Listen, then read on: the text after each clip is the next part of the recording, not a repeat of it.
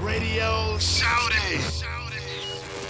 When you came with that Gangsta's Paradise, man, what came first? The hook, the track, or the verses?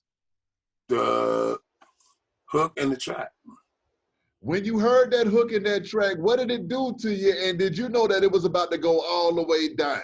No, I had no clue. I walked in, I was passing by the studio. I heard the music coming out of the studio at my manager's house. He had a studio in-house, and the producer that he was he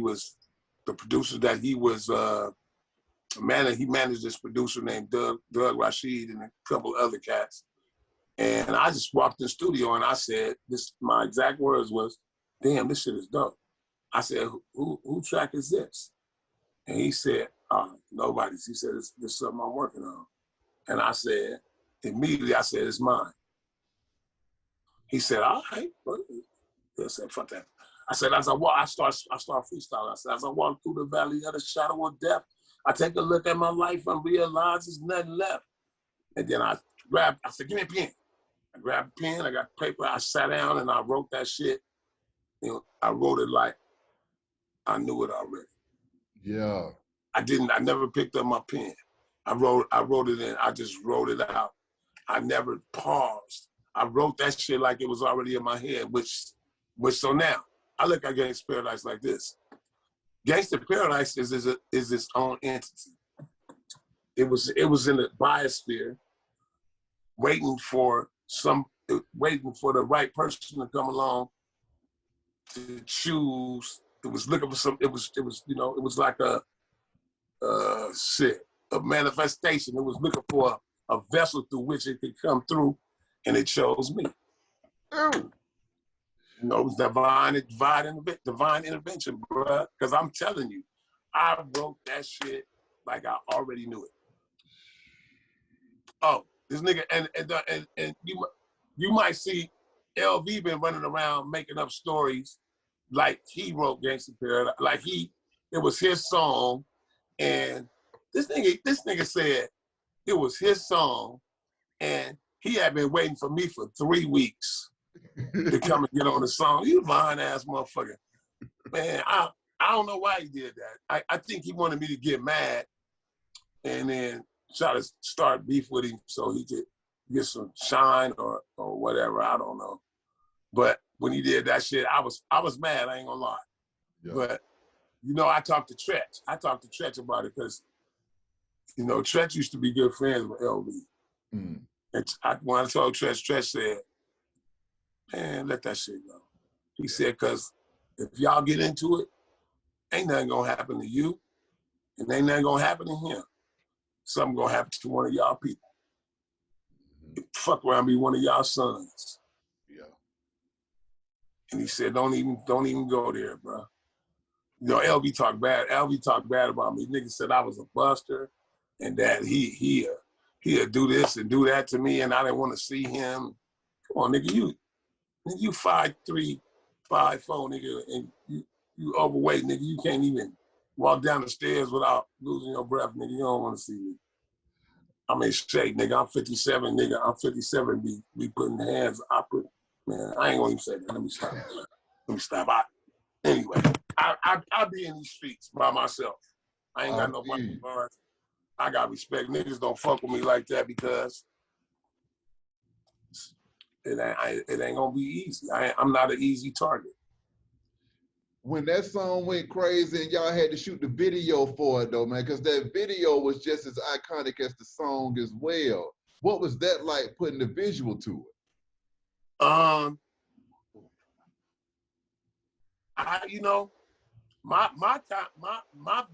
vision of Gangsta Paradise was completely different from what it turned out to be. Mm-hmm. Antoine, I gotta get Antoine Fuqua's props. He came up with the whole concept. We didn't really use none of my ideas.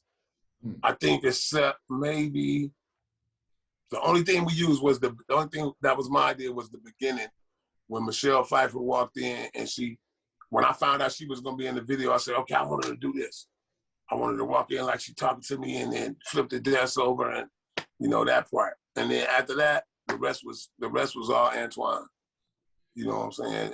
And it was one of them things, bro. When the video was done and I saw it, I got goosebumps. Man, they got goosebumps down. Yeah, that shit tripped me out. I got some new shit like that though.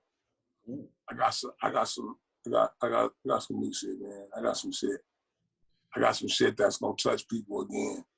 And I wasn't sure if I was gonna make records again, even though I always was making records for myself. Mm-hmm. You know, I was making dope shit to play in my car, so my shit would be bumping. Yeah. But motherfuckers need me right now, so that's why I'm making records again. Motherfuckers need me. They don't just not only me, they need motherfuckers like me. Exactly. You know, somebody got to do something about something. Ain't nothing will never happen about nothing. What was it like being a young man out of Compton and being able to spit some real game on the track and have that song go viral in a time that word was needed, and then it was also received by the world? How was you dealing with all of that attention that you received from that song, but then also did you feel any type of way about being able to spit something real and actually have it go crazy? Well, you know what? I said I'm 23 now when I lived to see 24, but I was really 29 getting ready to be 30. Mm. So, you know, it was, I was 30 years old, bro. I was a grown ass man. And I knew what I wanted to do. And I had been through so much in the game already that my mind, my head was on straight, bro. I was focused. So Yeah. it was easy. It was like I said, it was natural. It came naturally. It wasn't hard at all. You know, just treat people how you want to be treated. You know what I'm saying? Don't get too big headed. You know what I'm saying? Don't be too cocky, and just move and say the right things, try to do the right things. You know what I'm saying? And be consistent. Then being able to jam with Stevie and have Stevie come with the hook on stage and perform it, man. What was that like? That shit was dope. That shit was that was one of them never forget moments. You know what I'm saying? I would have loved to do it again, but the opportunity never presented itself. I don't know. I don't know why. I don't know why we never did it again. But maybe one day we will. One day we will do it one more time, at least. I'd like to. Linking up with Snoop Dogg with that Gangster Walk joint. What was that like, getting in there with Snoop and y'all cranking it up? That shit was like pulling teeth out of a motherfucking shark.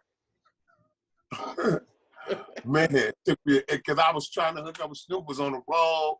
I was on the road. You know, we ended up recording that song at a studio in Italy.